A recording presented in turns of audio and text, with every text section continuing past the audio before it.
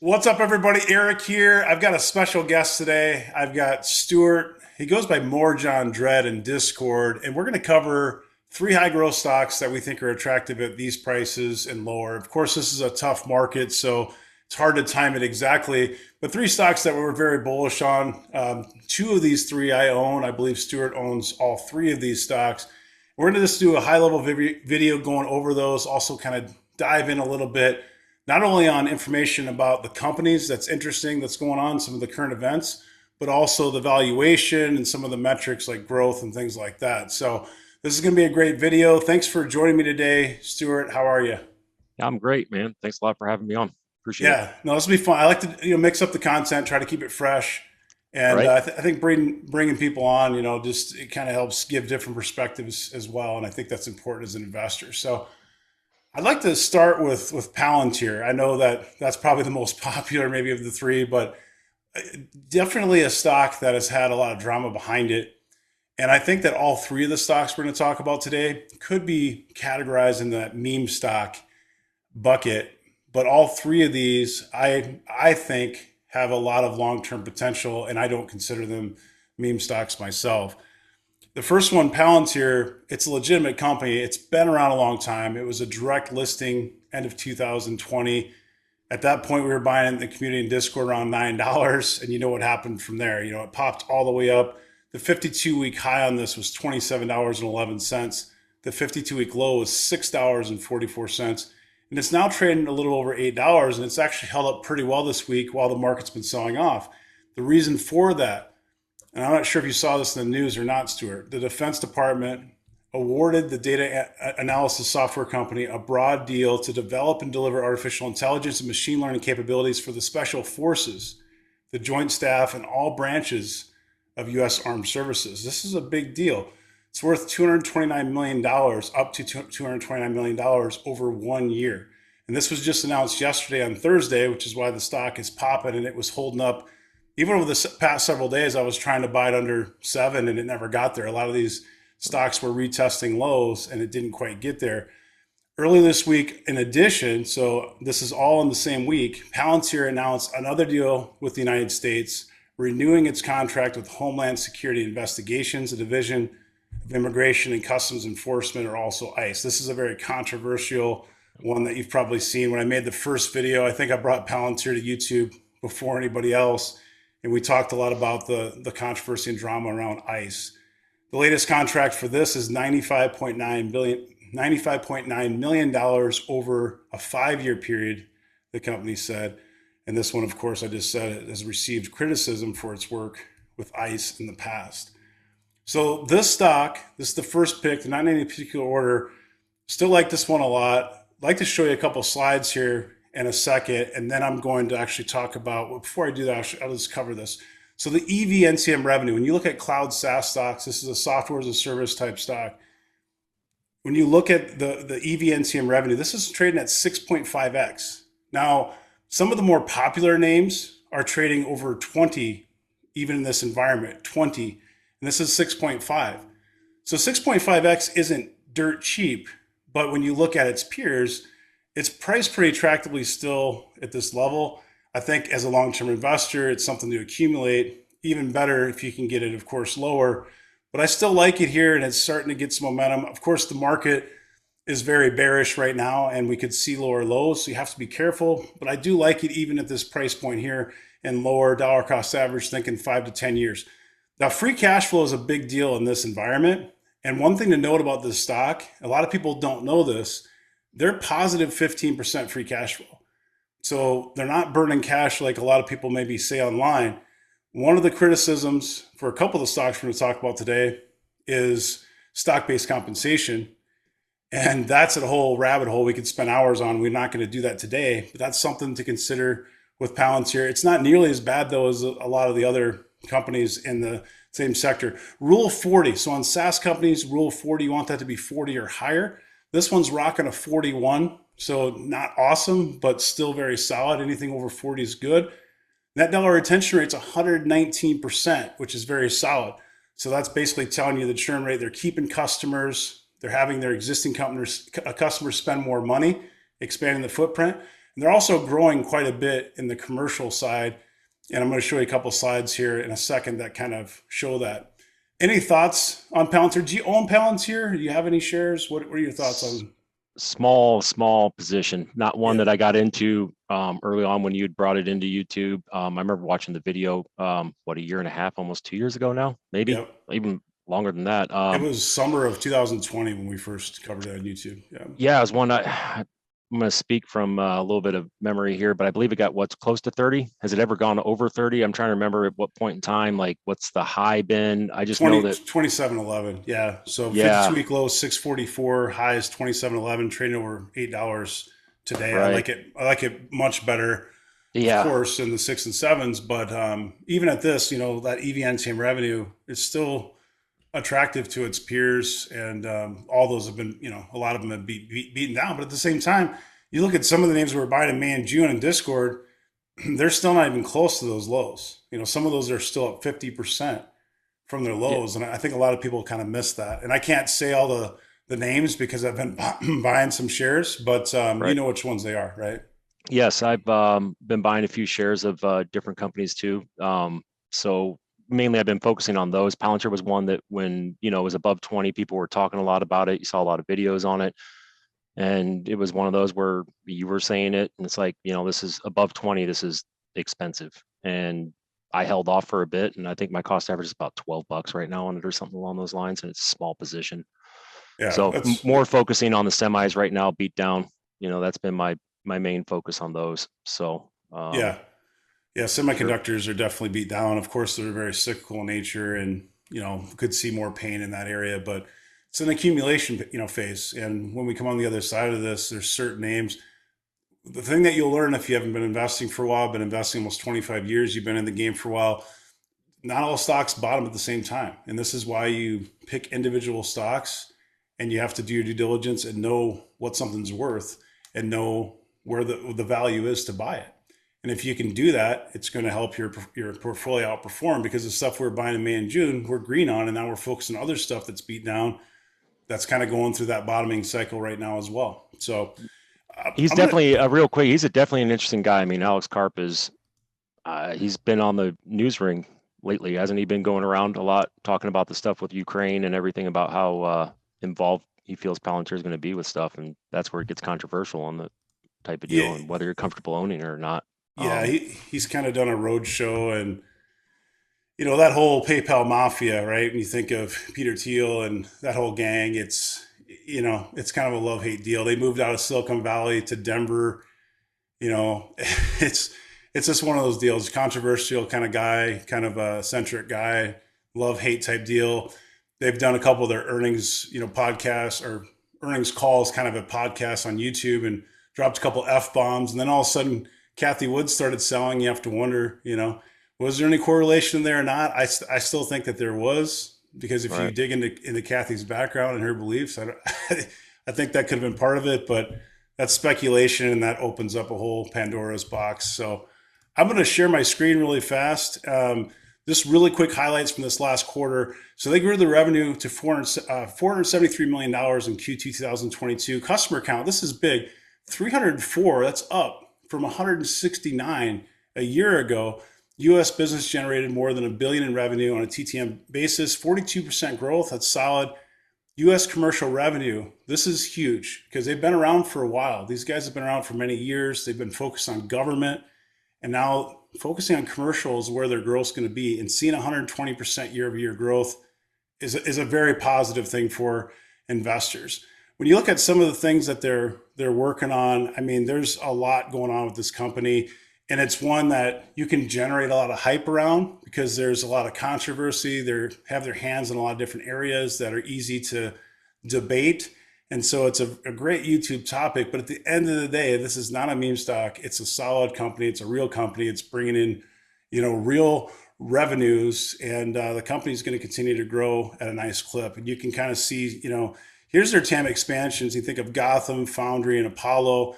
And if you haven't, done any homework, if you haven't done any homework on Palantir, I've done a ton of videos on the channel, so go check it out. I'm not going to repeat a lot of this stuff, but a lot of cool stuff going on. You think of like satellite imagery. Meta Constellation, we did a video on that. Edge AI, Hyper Auto, Pipeline Builder, Titan.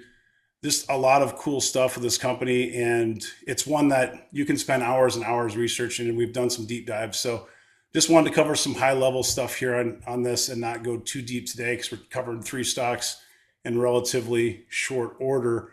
Anything to add on Palantir? What are your thoughts on the company? I just had to look it up to verify. I couldn't remember if it's Planet Labs, but they had that agreement, and I'm not sure where that's gone to as far as with Black Sky. And you brought up the satellite thing that just clicked into me. And I believe one of the weaknesses that came out of their earnings, part of it was the downstream for the government contracts, whether the payments and how those time in and how those come in, et cetera. So that the contracts are still there, the revenue was still there, but it's just pushed back 6, 8, 12 months. It's been a minute since I read through that earnings report. Government's always very slow procurement. I used to do government contracts. It's very slow moving.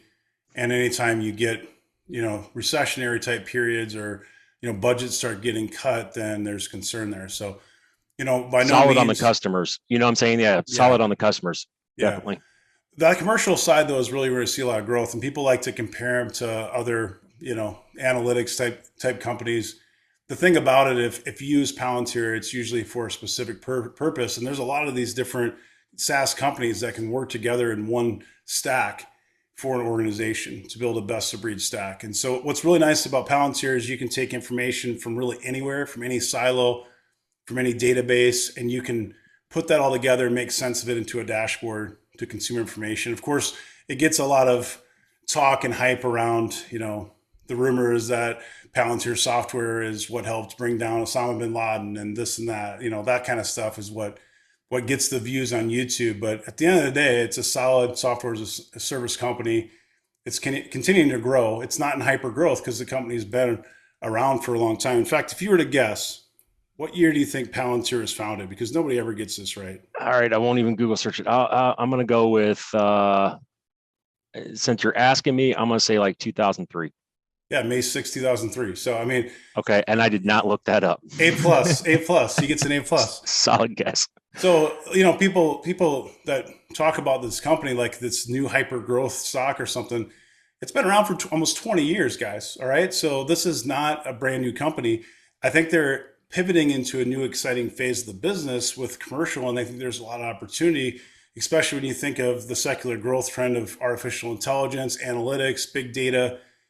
It's a big deal. And we're in an industrial, technology revolution 4.0 or 3.0 or 5.0 or whatever 0.0 you want to call it. And all this stuff is going to matter. Nobody wants to touch these stocks right now. Nope. But when we come to the other side, these are all going to rip. And if you're accumulating now, you're never going to perfectly time the bottom and get it right at $6.52. But if you're accumulating shares, and to Stu's point, we were never buying this stock when it was at $27. We were trying to accumulate it when it was much lower, and maybe you have a $10 or $12 cost basis. But, for me, I think my cost basis is probably close to that 10, 11 range. And I want to double down, but it's one of those things that didn't get to where I wanted to. And now it's like, well, I don't want to FOMO and chase it. So don't see that price. Yeah. I don't see that price moving. I mean, what is it going to skyrocket in the next couple of months? The market doesn't seem to be, so I think we've got time to watch this one and pay attention to it. Exactly. Sure. So it's one of those things like stock to buy now and accumulate, but you're not buying it all at once. You're buying maybe a fifth or a tenth, and you're being conservative.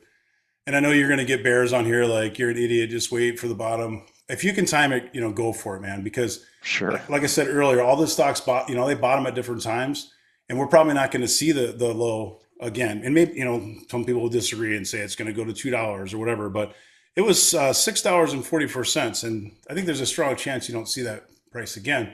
I was hoping to get, $6.97 or something, 50 cents higher, and it didn't even come close.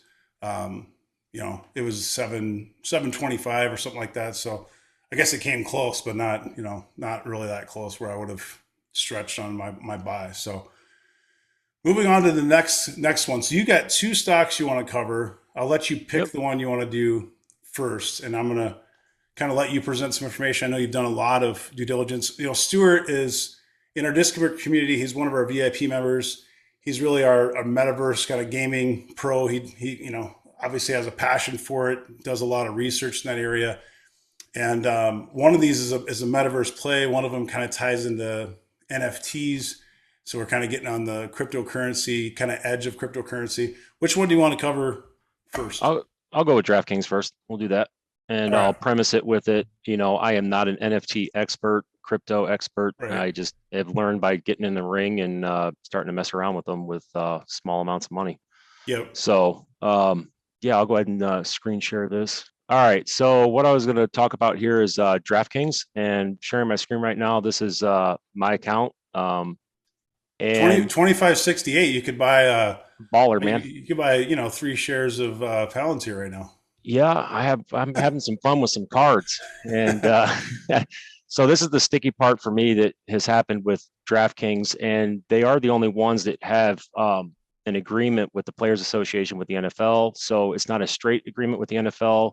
The cards won't show the team logos or the actual team uniforms. They'll just have the team name because the agreement's with the Players Association, but no one else right now has that agreement to be able to have this type of game. FIFA has had something like this. UFC has something like this. And so what you get is that in Rainmakers, you have cards, NFTs, and you can field teams and play in lobby games. And for those that have played DFS before, I got my, you're used to seeing this stuff right here, the daily fantasy. And this is the millionaire thing that you would hear about, right? So this is the thing where the, multi-millionaire make it rain and, put your $20 in. And when you look at these, you see the $20, there are people that put 150 entries in, and you're battling against a massive, massive field. So where I got interested with Rainmakers is that they give you a free pack to start out with cards. And with those cards, you can enter into a lobby game. There's multiple tiers to this. And so when you start out with your cards, you'll get a pack and you get enough cards that you can actually field a team and you can play the rest of the year. So that's the thing. Once you have a card, you can play that card in any of these tournaments. There's no entry fee. And if you look at it, the field sizing, 2.2K, 511K, 1.1K, the field sizing is a lot smaller. And just to give another shot of this, so these are all my different cards and I can put them in different contests. And right now I'm in 2 contests. It's a smaller team than what you're used to. So, when I go through here, you don't have to have a quarterback, 2 wide receivers, 2 running backs, the whole nine player card setup. So you can play with 5. Let me see. And yeah, you So can you edit basically part have of a this out. quarterback, it's receiver, Yeah, and then it's kind of like 2 flexes at the end. So I receiver, tight end, can't do running back. right. And So I go to enter a game, and this is the other one. So like showdowns, that's the other kind of an interesting deal. They only do a showdown for the 1 game a week. So 1 game on Thursday, a showdown for the Sunday night game, and a showdown for the Monday night game. And that's where it's kind of fun because there's not that many entries in those because you can only have cards for those teams. So I can't play Jalen Hurts for the Tampa Bay New England game or something like that. Jalen Hurts not in a showdown. Now in an overall Sunday game, yes. And so here's where you can pick your captain. And if I go over here, I have 1 available for this rare tier. So I don't have much, but they have this little icon right here and you can pick and shop and buy. So if I go to, let's do someone more fun. so this is where you can sell your Yep. cards, and it's Yep. like an NFT. How's it like an NFT again? Because it's basically Non-fungible unique. tokens. So they are unique Yeah. and you have a serial number or basically it's it would be a serial number. So when I go to view these, here's this and here's the numbers, and the lower numbers the better because it's the tiebreaker. So if Okay. you ever tie with anybody, they're going to add up all of your team's numbers. All right. And so, as you see, as you climb the ladder here, you're going to get some people with some crazy pricing on here for high numbers and whatever. They just put them out there. But as you get into the lower numbers, the price for Justin Jefferson goes up. Okay. And so the cool thing about this whole game is that for anybody that plays fantasy football, you draft your team and that's what you play with. You got a waiver wire and all that stuff throughout the season, right? DFS is a weekly deal and it's a totally different style of game. This is like a marriage between the two. So, I've drafted my team with my cards, which I'm up to 70 cards. So this is my quote team, and I get to roster them how I want to in different games throughout the lobby every week. And the prizes are packs or cash. I usually pay for packs to get more cards so I can enter more contests to increase my, So, ability to win. so just interrupt real quick. So you can buy Yep. packs, you can Oh buy yeah. individual cards, Yep. and then prizes can be cash or they can be packs, right? Right. And so the learning thing in this is that you start learning that you can hedge even. It's not, I don't want to say it's like a stock market, but you can hedge. So if I see that a backup running back is really cheap, like Khalil Herbert, right? So when David Montgomery went down, his rare card was like $10. It went to $40 like that. So that's one of those things, because I can sell any of my cards anytime. I can put them on the marketplace. So it's like, okay, do you have an extra whatever amount of money? You're going to, buy some receivers that are cheap right now. James Cook for Buffalo. If Devin Singletary or Zach Moss goes down, his rare card that I got for $8, well, it becomes a $40 card because he's going to get all the touches, right? And Sure. so that's where that starts happening. And your whole goal is you want to, well, not your goal, but you want to get up into the higher tier stuff eventually. And if you go down here, so if I maybe a faster way with this, tiers, let's go to Rainmaker. And this is where you'll see that there's only 25 people in this one, 115, 25 people, and there's the cash payouts. Right. So once you get these cards, and that's where, you buy it. Say you had a $5,000 Rainmaker card. Well, you have 17 games to participate with now, right? You see what I'm saying? So that's where some guys are, they get into that, and obviously I'll never make Rainmaker. And so then when you shop, you can buy packs. Yeah, show Right us the most here. expensive stuff in here. I'm curious. Yeah. So let's go to edition, price high. There you go, 4,500 bucks. All right. And they had, and so those are actually, we go to drops though. So there's difference. They drop different tier, like different, there's momentum, different editions, and they have a cap on the amount of cards that come into that for different players. And so if I go to this one, you'll see a $10,000 momentum Rainmaker pack. Okay. So for 10 grand, you buy this pack and you were guaranteed to get 4 legendary and 1 Rainmaker. So that's what you'll get. All right. And the thing is, though, when you buy something like that, you're now playing in the legendary field. So some of these guys bought the stuff early and they're just cashing out, which comes into a headwind for DraftKings, right? Because what are they paying out? You know what I'm saying? Like, and how much money are they bringing in? Right. I don't know how the fee structure goes on when the cards are sold, how much of a percentage. I do pay, I think it's 5%. So when I sell a $25 card, I think $1.25 goes to the Players Association, to be honest. And then $1.25 goes to DraftKings because there's some type of licensing rate comes into that. So, yeah, I mean, I don't want to get too deep in on like what the different tiers are, but it is a fun game that you can play without paying any money. Everybody gets a free pack, and no one in Legendary or Rainmaker is going to come down to the core level and play against you. Yeah. So that's not worth their time. They don't want to win $5. So that's it's a neat thing. And what they do with it going forward, the big headaches or big headwind I would see with this is what happens with all my cards at the end of the year. Are they trash? What are they worth? Do I get something for next season? Can I turn in 10 core players for 1 rare pack type deal to keep me going into the next year? I mean, but they haven't announced any of that yet. So no, there's rumors that they were going to do something along those lines, that you'll be able to burn them. So people familiar with NFTs, you can burn them, and once they're burned, they're done. And so you can choose to burn your cards, and get something in gift out of that. And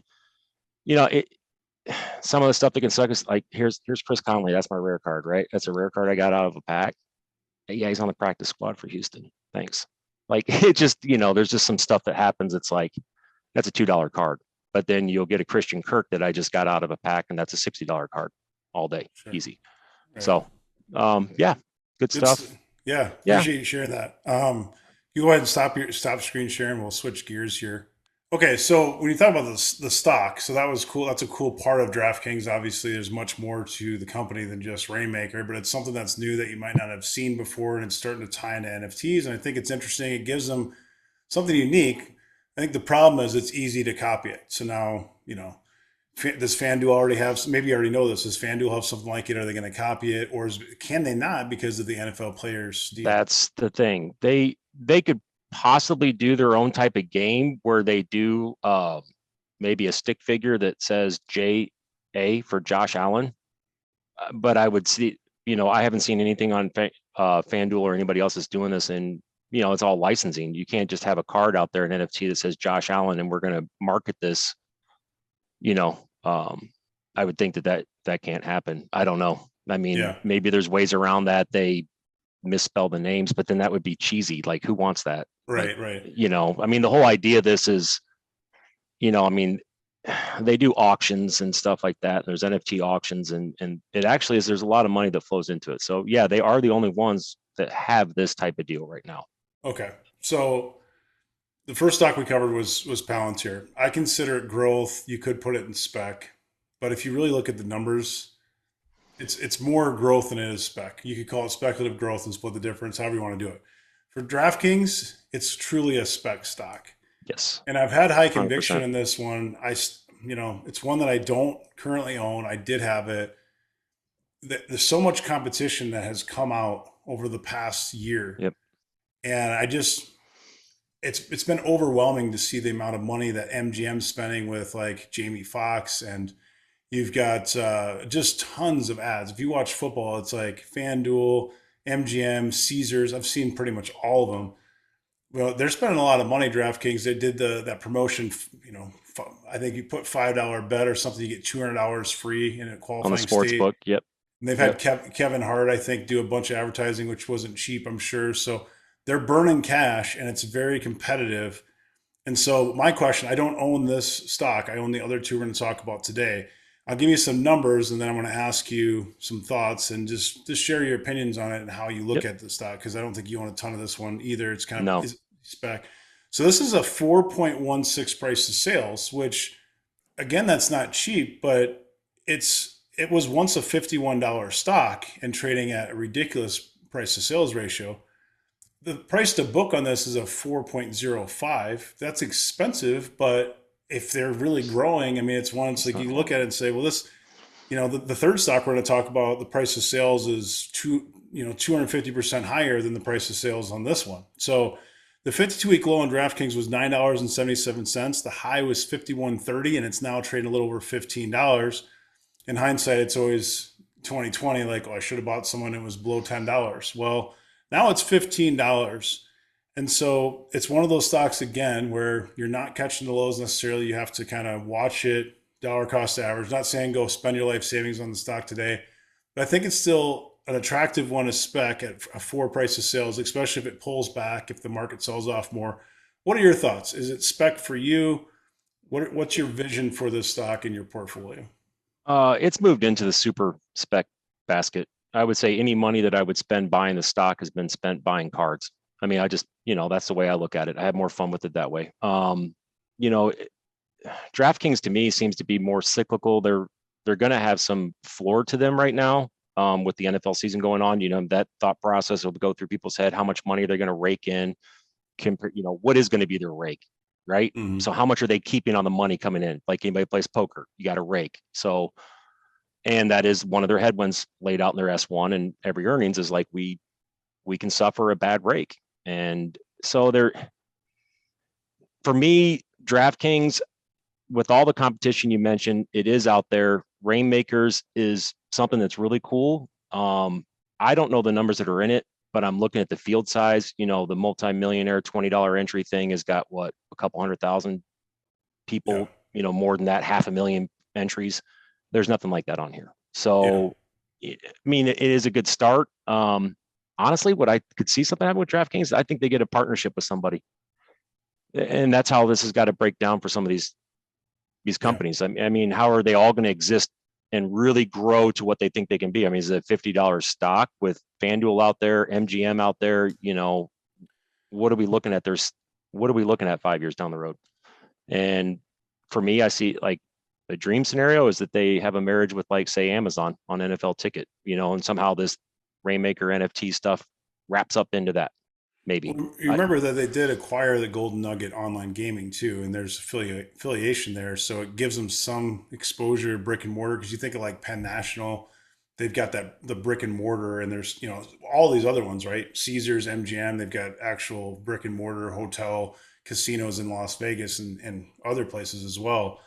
So that's always been kind of the one of the criticisms is like, well, you might as well buy Penn National plus they have Barstool Sports, and I think my daughters own a little of both of these, but actually, that's not true. So one daughter owns Penn National Gaming, and the other one doesn't have either. But at one point, I did have DraftKings in the portfolio. I sold it early this year. It ended up being a good decision because it went down a lot lower. Yeah. But it is one that I still, I think that Like, it can do well, but it just has so much competition. yeah, but I mean, to just go a little longer on it, like what is well for DraftKings though? Like price wise stock. Like when we think stuff down the roads, I mean, is this a 5x, a 10x, 5, 10 years down the road?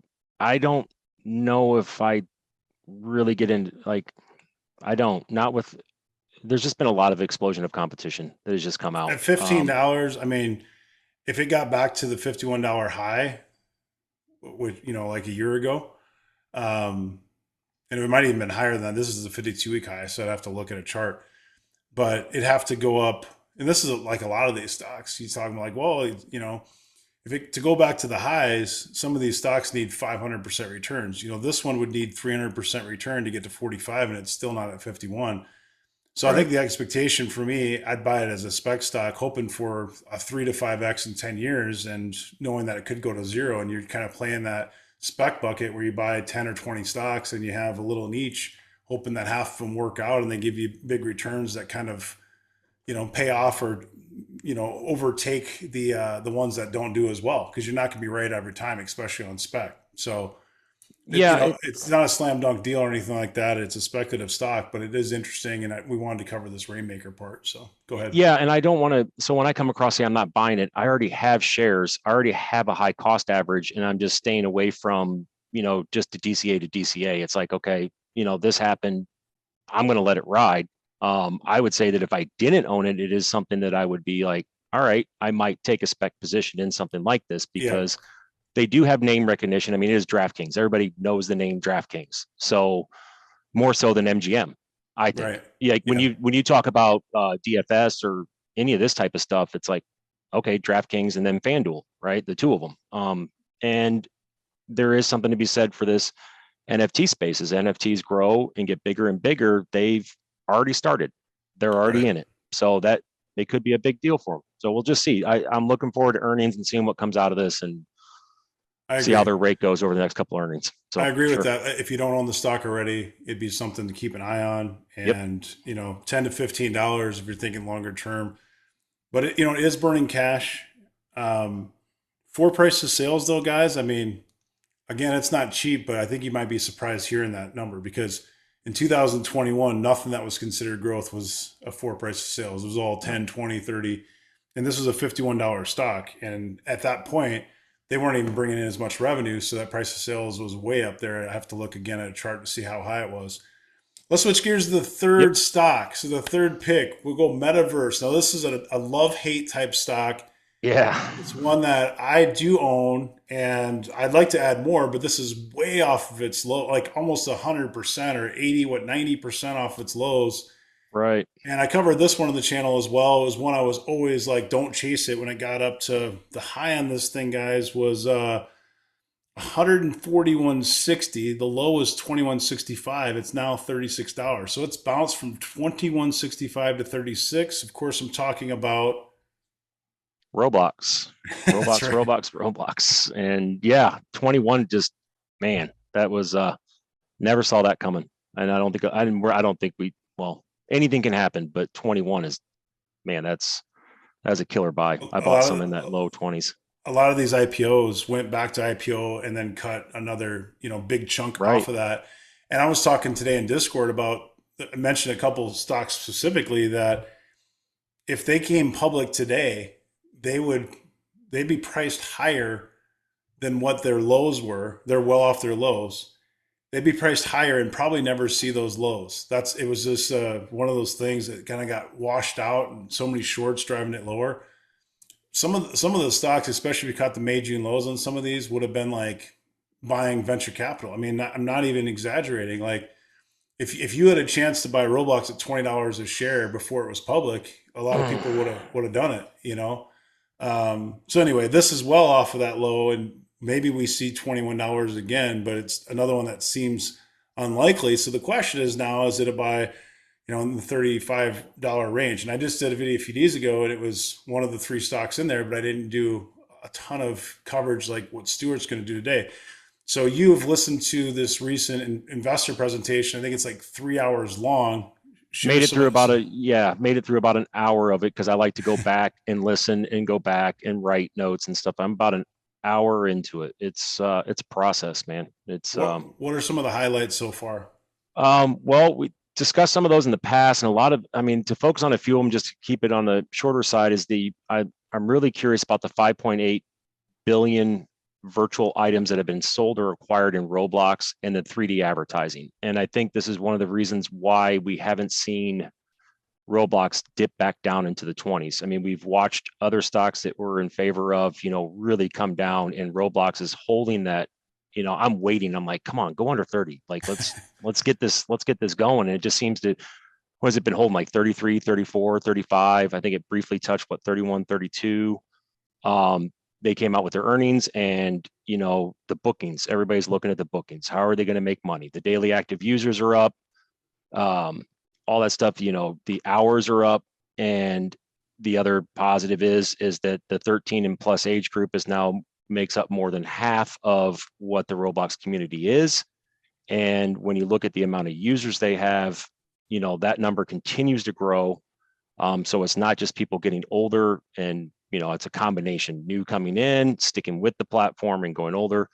When I talk about the virtual items and then the 3D advertising, so you've seen the partnerships happen. Okay, what are they going to do with it? And if you watch the investor conference, they start showing, how they're going to have these different screens and banners. You go into Nike World or Vans World, it's going to have screens on there with different stuff that you can add for your avatar. So you can buy new shoes for it. And I was trying to crunch some quick numbers, man, for this. And I think, I would like for this to be backed up at some sort, but it's close to like $300-400 a year spent on avatar by teenagers. Like, they have no problem spending that money. And so when we're talking 20-30 million teenagers, you start multiplying those numbers, and you start seeing this is big dollars on top of what is Nike going to pay for the advertising, what's Vans going to pay for it, what's Walmart paying, Gucci, and the high dollar stuff. If you want this Gucci purse for your avatar, it's $5,000. There's seriously some stuff that sells for that much money, and people are like, well, this is a kid's game. Part of it is, in the investor conference, they talked about they're going to start, I don't want to say dividing Roblox, but you'll be able to focus your Roblox experience for your age group. So right. Yeah, what I'm saying? So pointing to whatever games or whatever world and stuff like that, hey, I want 13 up from now on out. I don't need Adopt Me anymore. I've graduated. So it's funny because Jim Cramer was all about this stock when it was $100 a share, and now it was just on lightning round a day or two ago. Was it at 35? And it was like, oh, they're still burning cash. You can't touch it. No, it's not in this environment. No. And it's like, okay, I get that the environment changed, right? But what happened to investing like long term? Why does it have to be a 6-month trade on everything we buy?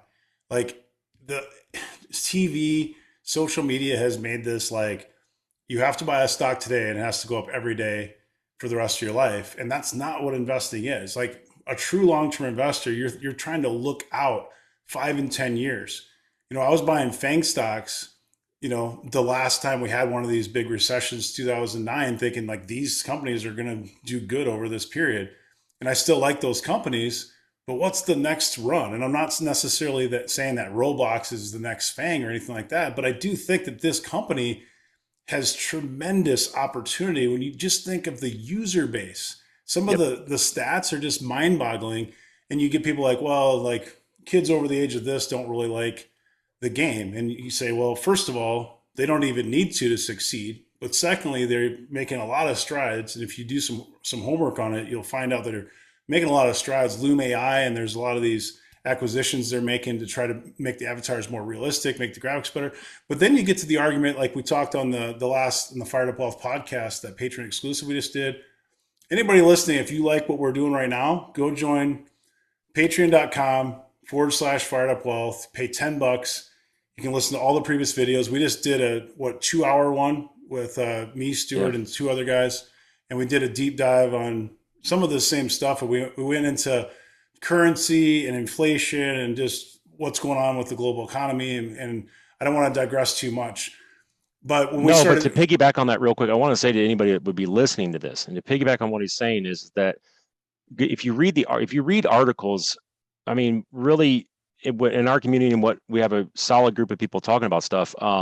There's no agenda in that sense. I'm not here to sell Roblox. I buy it, don't buy it, doesn't matter to me. I'm just providing to you what I've learned about it, and that's what you'll get in our community. Is we have guys that follow a lot of other companies that are really behind them, and man, the amount of information you can get from them and ask questions, everybody's available. And yeah, so definitely worth. I mean, you think of what subscriptions are for some stuff, and it's just, I don't know. Yeah, it's silly. It's silly because $10 gives you like 15 exclusive videos you could go watch right now.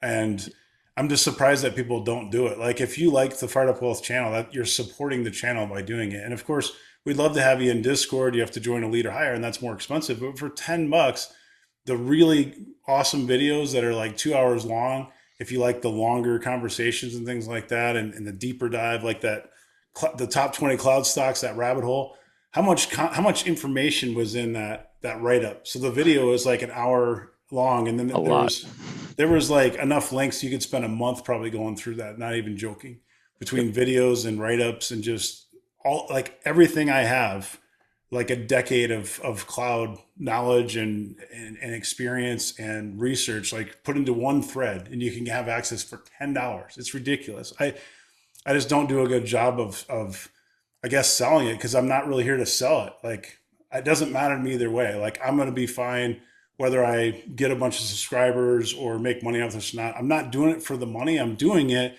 because I enjoy it. But at the same time, the amount of effort that's put into it, like, in order to get the quality control, you have to have skin in the game. And really the only way to do that is by having a fee, because if you don't, then it's like Reddit or Twitter or anywhere else where it's just a free for all. And you get a lot of spam, you get a lot of scammers. It's just, to keep the quality control, that's what we have to do. And yeah, go ahead. Yeah. So, I mean, just to challenge anybody, and what I would say is, okay, spend $10 and figure out how much information you get from that, and then compare that to what you click online and what information you get. That to me is like, and so if you're finding online that you can get for free that much information, I doubt you do. I never was. That's one reason why I joined a long time ago. And organized the way it is too. Yeah. And I always say too, like, so if you go through Patreon, it's a third party. They manage all the payment stuff, credit cards. I don't see any of the information. You're dealing, with a legitimate company, huge company out of San Francisco that does this. It's all they do. You're paying them. It's a recurring subscription, $10. You join. If it's not any good, you cancel. I mean, it's as simple as that. So, like, you literally will have $10 to lose. So I don't understand why more people don't do it. I think there's not a lot of interest right now with the market being the way it is. It is what it is. So we got off base there a little bit, but it's going back to Roblox. But we'd love to have you if you're watching this still, and if you want to give us a try, check it out. And Discord is really where it's at. I just did a survey on SurveyMonkey, and what's your favorite part of the community? And it's very mixed, because we do chart day, we do live streams, we do all this different stuff, and all of them have votes. But Discord is always a couple votes higher. A lot of people really value that information, because you can go on Discord 24/7, 365, and talk to people about whatever stock you want, and ask questions and get answers, and intelligent answers, not just garbage or someone trolling you back or making fun of your question. So Back to Yeah, that's Roblox. what, Yeah, yeah, go we ahead. have that. We don't have a lot of I mean, there's almost no, there's zero animosity. And I'm not just, I mean, it is, even if someone says something that's like, well, hey, that's kind of obvious, you don't ever get that response from anybody in there. It's just like, hey, check this out, search this, you'll find this. And yeah, we are a very welcoming community, in my Those opinion. people are all kind of weeded out. And, you and I are in our 40s, and we I know ain't got time. how lucky people are today to be investing, Uh, to have something like this community, or there's other places you can get information too on the internet. None of that stuff existed. We were just like completely on our Shot own in on the an dark. island in the shot of the dark. And Yep. then we really wanted to build a community that, you know, helps long-term investors stay focused, because the reality is 90% of the people out there are not long-term investors, and you can just get scared out of the market. And that's what they want. Frankly, they want you to sell so it goes lower so they can buy your shares. That's how the game works. They want shares of Roblox, and this will pivot to that. They want shares of Roblox for 21 and $22. For sure they Yep. do. I mean, look at the institutional ownership and then look at like the short percent and all that other stuff. No one's really messing with this one. Mm. Like it's not really dabbled with that much. It's not, it's a meme stock, but it's not a meme stock with a high share short float. Correct me if I'm wrong, but last time I looked, I don't believe it was. With It so was many, only a meme stock because it got too expensive. So I think it's yeah, important. Like some meme stocks are low quality, and they're trash. they're trash. They're probably going to go out of business. The three companies we're talking about today were bucketed into that meme stock category, that ARC category, but they're all legitimate businesses that can do very well. And they're still speculative. So it's not that there's zero risk. It's a slam dunk home run guarantee. But especially, Roblox and Palantir, for me, I own both of those stocks. I have high conviction in those stocks. DraftKings, I still think has Yeah, potential as a spec, but it's definitely the third one on my list. yeah, it's full spec for So, sure. All right. Yeah, on I Roblox deal, yeah, right? So you just mentioned like a $10 subscription, and this gets back to my point on the avatar deal. And so this is really key to the whole Roblox thing is how are they going to monetize? And you've seen the ad issues come about with Facebook, with YouTube, and all this other stuff. Roblox has an ad revenue, like a possibility of it. They could be an ad titan, like just a massive ad titan, because they are their own engine, they are their own community, they are their own um, they're their own cloud infrastructure. Like yep. that's it. That's what they're building is a massive cloud infrastructure. Check it out in the investor conference, man. Mm-hmm. They really show some mind boggling stats and how they're growing in other countries and how fast a clip they're growing. And they're not having to spend money on that growth. Only Right. they're just spending money on the infrastructure of it. And when you say $10, okay, even in down times, I get it, but you can play for free. But as a teenager or whatever, is it that hard to spend $5? It might not be. And I'm not taking away from anybody where $5 is a lot of money. That's not my point. My point is that we do spend $5 rather easily. We spend $10 rather easily. Our coffees are Cup of $6 to coffee. $7. Yeah. Right there, you go. A black coffee that I get is now $3. I support a local coffee shop, whatever you get it, but it's still $3.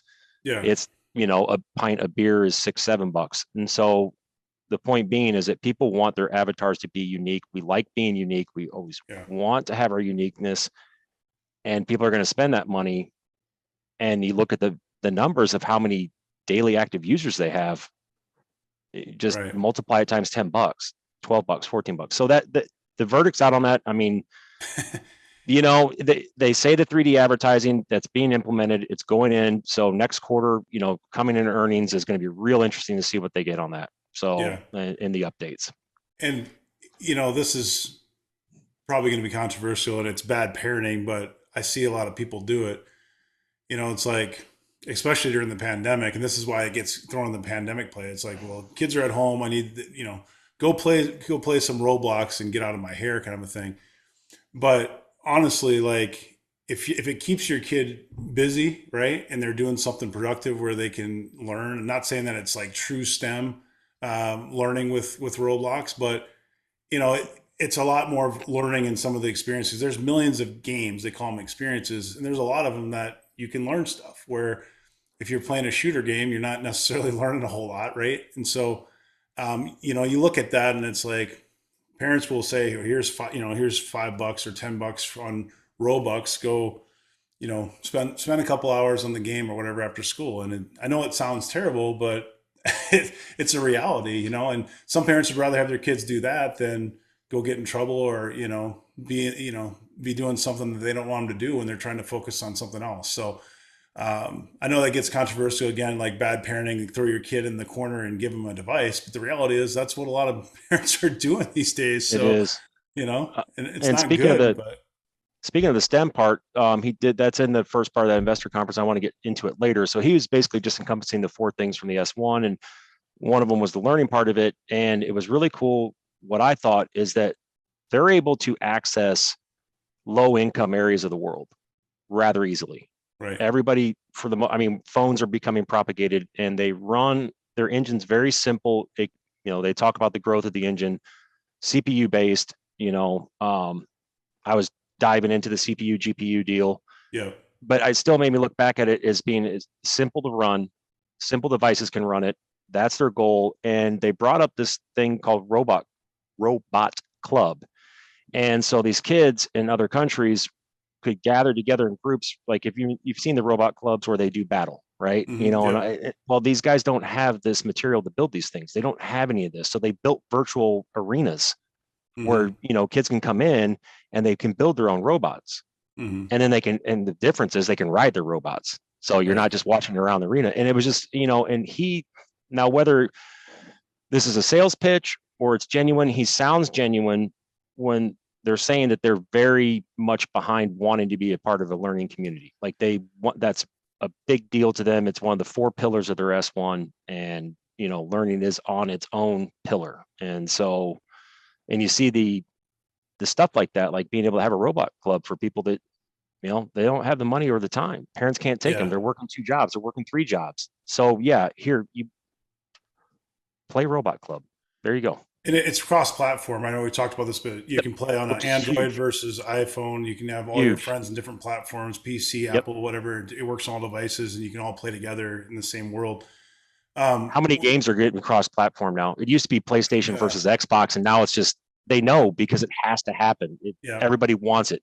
Unity right. spoke to that. They wrote a whole paper on it, and Yeah. it is the most desirable game type for kids and young adults today is multiplayer. I Period. remember during the pandemic when Roblox was fairly new IPO. I remember when I did a video and it talked about, and I haven't heard anything about it since. And maybe they'll discuss it a little bit on this 3 hour thing. But it talked about China and how they want to have a partnership with Roblox for STEM. And it was a government funded like STEM learning for children for the Yeah. Chinese government. And I haven't heard anything about it since. But I mean, that could be huge because my understanding is the penetration rate in China is basically zero. So think of how many how They many did not. people. Yeah, they did not highlight China. Interesting you bring that up because when they were talking about the different countries, Brazil was Well, the 5x growth rate. Japan was a 13x growth rate, and the big one was India at 15x. don't Which quote me, but I think Roblox is banned in China, and this is why it was a big deal. Is that it would have given them access for specific experiences that are STEM related through the Chinese government. right, But I'm pretty sure most things are not. You can't go into China and just go to any site and it works. I don't think Roblox is one that's generally accepted, if I that remember correctly.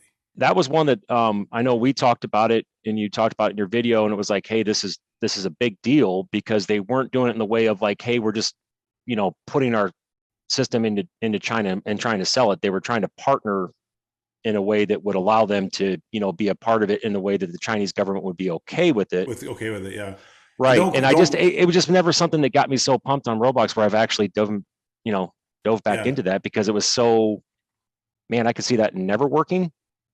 And for me, I don't invest in Roblox because of that. So yeah.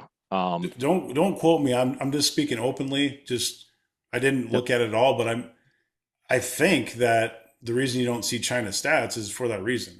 It Yeah. would make sense because otherwise it would be definitely on there. If Japan's on there, China would have some pretty big numbers, I think, You because just it's gave like me some due diligence to do now once we get yeah. done with this whole deal. So It's like, yeah, yeah, I'm gonna try to dig into that a little bit and see where that that would comes up to. unlock the floodgates. I think you think of just user base, right? So Huge, man. yeah, Huge. And it just with the turmoil right now with stuff, I'm good with Roblox where it's at. That would be like an icing on the cake. I think that's what we even called it at that time. This is like just topping, Yeah. like, wow. I think we even said that expect it not to happen because that's I always see China news like some big announcement and it never comes to fruition. So that's the third one, Roblox. And Yeah. I, definitely appreciate anybody that's listening. This video is sponsored by the Motley Fool. They don't tell us what to say. We're not pumping stocks. We're trying to give you information to help you as investors. But if you want to see the 10 best stocks to buy now, visit fool.com/fired up wealth. They essentially sponsor this video so that we can bring more content to YouTube. Okay, so definitely appreciate the Motley Fool for that partnership.